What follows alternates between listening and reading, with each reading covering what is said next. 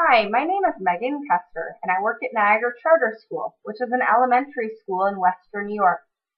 I did a research study with sixth grade general music. The question was asked, how does participation and enthusiasm vary between informal learning and direct instruction in sixth grade general music? Informal learning is learning in a way in which many popular musicians learn, working with peers and picking up musical skills by observing and doing. I had two lessons for this class, one informal and one traditional. I measured participation and enthusiasm displayed by students on a 3-point scale. Data was collected and analyzed. Data indicates that participation levels are higher when students are presented with informal learning as compared to a traditional lesson.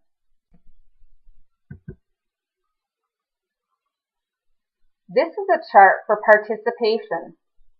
You can see that the majority of students received a 3 for the informal lesson, meaning they participated for nearly the entire lesson, compared to the majority receiving a 2 for the traditional lesson, meaning they did not participate for the entire lesson. There were no 1s for the informal lesson, while there was over 10% for the traditional.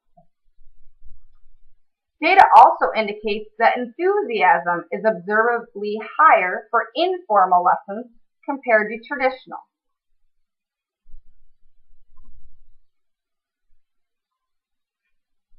Here's a chart for enthusiasm.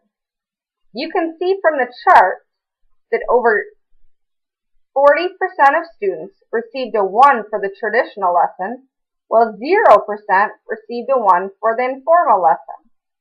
The chart shows that over 50% of the students were highly enthusiastic for the informal lesson, receiving a 3, while only about 7% were highly enthusiastic for the traditional lesson. It is interesting to note that both enthusiasm and participation are notably higher when students are presented with an informal learning experience. For my research, I have learned that my sixth grade general music class should be geared around informal learning to boost enthusiasm and participation in music class, which will later in life give the individuals a long-lasting appreciation and love for music.